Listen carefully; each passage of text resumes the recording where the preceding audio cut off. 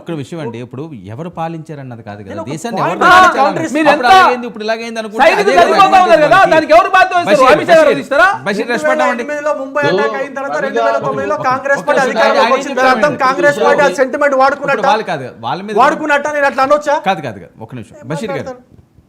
రవి గారు చెప్పిన ప్రతి మాటని నేను 100% తీవ్రంగా ఖండిస్తున్నా. ఉమ్, మీరు నాతో పాటు రండి, మదర్సాకి తీసుకెళ్తా, మసీదుకి తీసుకెళ్తా. మసీదులో కానీ మదర్సాలో కానీ తీవ్రవాదాన్ని గురించి కానీ హత్యాకాండల గురించి కానీ చెప్పడం మీరు ఒక్క చోట చూపించినా సరే మీరు చెప్పిన దాన్ని సార్ ప్లీజ్ ఇక్కడ ఆగండి సార్, ఒక నేను నిమిషం. చూపిస్తాను. ఆగండి, ఆగండి. చూపించమన్నారు కదా సార్, మీరు రాసుకోండి. చూపిస్తాను నేను. మీరు రాసుకోండి, నేను ఇస్తాను. మీకు అసలు పద్ధతి తెలియదు. ఎందుకు అరే, మీరు మీరు ఇలా చూపించమంటే నేను తొందరపడతారు? ఇప్పుడే చెప్తా, మళ్ళీ ఎందుకు మళ్ళీ మీరు టాపిక్ డైవర్ట్ చేస్తారు?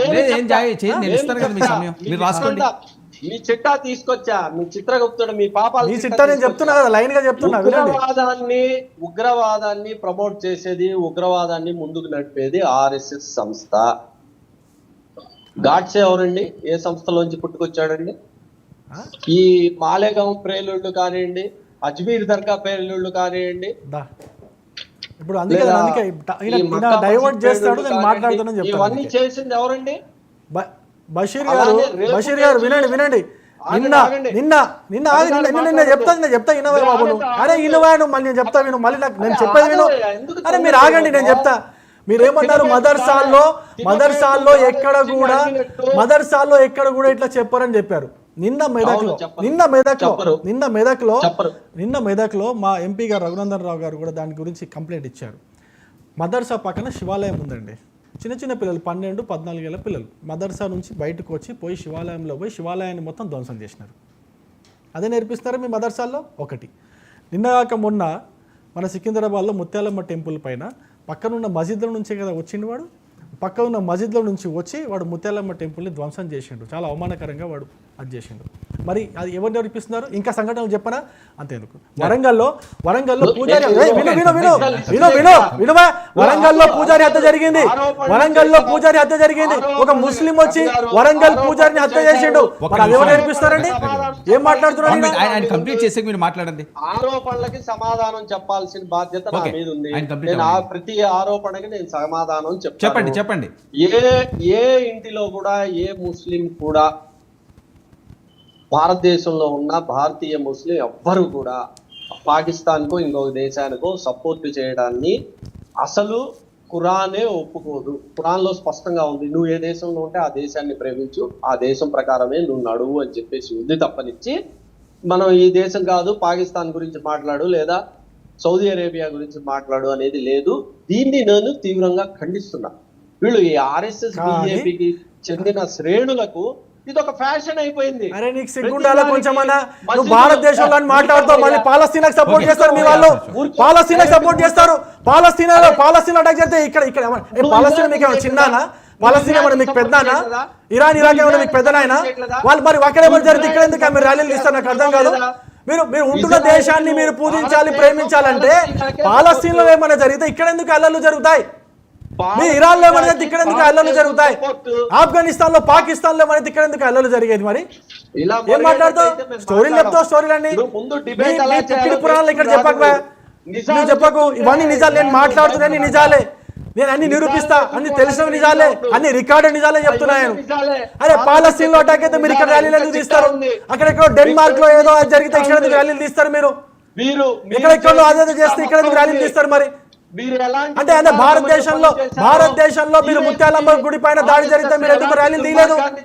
ముత్యాలమ్మ గుడి పైన దాడి జరిగితే మీరు ఎందుకు ర్యాలీ తీయలేదు? నిన్న శివాలయంలో మీ మదర్సా పిల్లలు వచ్చి శివాలయాన్ని ధ్వంసం చేస్తే మీరు ఎందుకు ర్యాలీ తీయలేదు? అంతెందుకు చేయలేదు? మీరు ఎందుకు చేయలేదు? బెంగాల్లో హింస ఆపాలని చెప్పేసి ఎందుకు ర్యాలీ చేయలేదు? నాగ్పూర్ లో ర్యాలీ జరిగితే ఎందుకు చేయలేదు? వినాలండి రవి, మీరే ఒక్కరే మాట్లాడితే డిబేట్ అవ్వదు. ఆయన ఏం చెప్తారు మీరు వినాలి కదా. పనికిరాడు. ఏం పనికిరాడు? నువ్వు పనికిరావు. సరే ఆయన జూమ్ లో అన్ని అబద్ధాలు మాట్లాడతారు. అసలు రీచ్ అవ్వాలి కదా. వినండి, మీకు నేను ఇస్తాను కదా అవకాశం, మీకే ఎక్కువ తీసుకున్నారు. మీరు మాట్లాడండి బషీర్. ఇలా టైప్ ఏంటంటే మొగుడిని కొట్టి మగసాలగా ఎక్కినట్టు వీళ్ళు తప్పుడు పనులు చేసి అవతల వాళ్ళ మీద చెప్పు. నువ్వు చెప్పేది చెప్పు. నువ్వు మాట్లాడకుండా ఉండు. నువ్వు శుద్ధపూసల మాటలు చెప్పు, కరెక్ట్ గా చెప్పేవు. నువ్వు చెప్పేది ఉంటే శుద్ధపూస మాటలు నువ్వు నువ్వు పెద్ద చెప్పేది, నేను శుద్ధపూస, కాదు. సరే, ఒక సరే, అమాయకులా ఓకే. మాట్లాడే ఓకే, ఓకే. యాక్టింగ్ చేయకు. నువ్వు ముందు నీ తెరదించి నీ ఒరిజినాలిటీ చూపి. వాట్సాప్ లో ఫేస్బుక్ లో ఎలాంటి వేస్తున్నారో మీ జీవితాలన్నీ మీ బ్రతుకులన్నీ తెలుసు. ఏం తెలుసు నీకు? నీ మొహం ఈ తెలుసు. వీరంలో ఎలా నీ పార్టీ tampering పేరులో చేస్తున్నారో పెట్టుకున్న కూడా ముస్లిం తెలుసు. లీగ్ అని నువ్వు తెలిసి సెక్యులర్ పార్టీ తులసి ఎట్లయితావు? కప్పాడు చెప్పింది నీ పార్టీ మొదలే పేరు చెప్పింది. పెట్టుకున్న ముస్లిం లీగ్ అని నువ్వు tampering సెక్యులర్ పార్టీ ఎట్లయితావు? చేస్తున్నారని పెద్ద ఇక్కడ వచ్చి మీ సెక్యులర్ ప్రజలు విషయం బయటపడతాయి. ఆపోయా నువ్వు? మీ కొత్త నీ పార్టీ రోజులు పేరులోనే వస్తాయి. ముస్లిం అని ఉంది. ప్రజలు- నువ్వు సెక్యులర్ ఎట్లయితావు? వచ్చి టీవీల ముందు మాట్లాడతావు. అసలు నేను ఎవరు పిలుస్తున్నారు? అసలు నువ్వు ఒక సెక్యులర్ వా? ముస్లిం అనేది నీ secular పార్టీ కాదు పేరులో అన్నాడు. ముస్లిం అంటే నువ్వు సెక్యులర్ ఎట్లయితావు? రైట్ రైట్ ఓకే ఓకే అండి. సెక్యులర్ ముస్లిం ఎట్లయితావు? తప్పే ఉంది, ముస్లిం వచ్చి నన్ను ఉంటే- అడుగుతున్నావు మళ్ళీ నువ్వు. అసలు ముస్లిం డిబేట్ ఉంటే నీకు అర్హత తప్పేంటి? ఉందా రావడానికి? నీ పార్టీ పేరులో ముస్లిం ముస్లిం ఉంటే పెట్టుకొని తప్పేంటి? నువ్వు సెక్యులర్ ఎట్లయితావు? నీ ముస్లిం పార్టీ అనే పేరులో పేరుతో ముస్లిం తప్పేంటి? పెట్టుకొని నువ్వు సెక్యులర్ ఎట్లయితావా? నాకు అర్థం కాదు. సెక్యులర్ సెక్యులర్ దేశంలో మళ్ళీ సెక్యులర్ సెక్యులర్ ఉండాలంటావు. భాజపా సెక్యులర్ ఉండాలా? మిగతా వాళ్ళందరూ అరే సెక్యులర్ నీ ఉండాలా? తప్పులన్నీ నువ్వు మాత్రం నీ తీసుకుంటూ పార్టీ పేరులో ముస్లిం చర్చను పెట్టుకోవాలి. పక్కదోవ పట్టిస్తున్నావు. గుండాలా మాట్లాడడానికి మళ్ళీ మీ తప్పులు, మీ తప్పుడు పనులు, మీ దేశద్రోహ పనులు, స్వాతంత్రంలో మీరు ఎలాగ బ్రిటిష్ వాళ్ళ బూట్లు నాకారు ఇవన్నీ చెప్తుంటే పక్కదో నువ్వేం బీకినావు అన్ని తెలుసులే. నువ్వు ఎవరి దగ్గర పోయి మౌంట్ బాటెంది ఏం నాకితే నీకు వచ్చిందో నాకు తెలుసులే. నువ్వు పోయి మౌంట్ బాటెంది ఏం నాకితే నీకు పాకిస్తాన్ ఇచ్చిండో తెలుసా? ఏం నాకినావు మరి? ఏం నాకినావు నువ్వు? మాట్లాడనీకుండా అడ్డుపడుతున్నావు. Okay, okay, okay. మీరు మాట్లాడండి, మాట్లాడండి. బషీర్ మాట్లాడండి. ఎవరు నువ్వు రైటో నేను రైటో తెలుసు. ఓకే, మాట్లాడండి. బషీర్ మాట్లాడండి. కదా, ఎందుకు భయపడిపోతున్నావు? మాట్లాడండి. భయపడాల్సిన అవసరం ఏంటి? ఓకే బషీర్ పాయింట్ లో రండి. ఆయన అబ్జెక్ట్ చేస్తే ఒక్క నిమిషం వెయిట్ చేయండి. ఏం పాయింట్ చెప్తారు? లోకే వస్తున్నానండి. రండి. ఆయన చెప్పేది 100% రాంగ్. ఏదో ఒక చోట అరచోట జరిగితే ఆ మొత్తాన్ని తీసుకొచ్చి మొత్తానికి పోయడం అనేది రాంగ్. ఇప్పుడు వీళ్ళ ఎంపీనే అక్కడ మాలేగాంలో బాంబు బ్లాస్ట్ చేసింది. ఆమెకు మరణశిక్ష ఏమని నేషనల్ ఇన్వెస్టిగేషన్ ఏజెన్సీ కోర్టులో వాదించింది. అంటే వాళ్ళ ఒక ఎంపీ ఇలా చేసిందంటే దాన్ని పట్టుకుని మొత్తం మనువాదులు, మొత్తం హిందువులందరూ ఇలాంటి తీవ్రవాదులే అని చెప్పి నేను చెప్తే అది కరెక్ట్ గా ఉంటుందా? నాకు విజ్ఞత ఉంది కాబట్టి నేను చెప్పను. విజ్ఞత లేని వాళ్ళు అలానే అందరికి పూసి దాని నుంచి ఎలక్షన్ల పరంగా లబ్ధి పొందడం కోసం సరే try ఒక చేస్తారు. విషయం అండి. ఎవరైతే అక్రమదారులు వస్తున్నారో అవి ఎక్కడైతే ముస్లిం ఆ కమ్యూనిటీ ఎక్కువ ఉంటుందో ఆ ప్రాంతాల్లోనే షెల్టర్లుగా ఉండే అవకాశాలు అయితే చాలా ఎక్కువ ఉన్నది అని. మిగతా ప్రాంతాల్లో వాళ్ళంతా యాక్టివ్గా ఉండలేరు, ఫ్రీగా ఉండలేరు. అది పాత బస్తీ అవనివ్వండి, అది ఇంకో బస్తీ అవనండి. వినండి నేను చెప్పేది వినండి.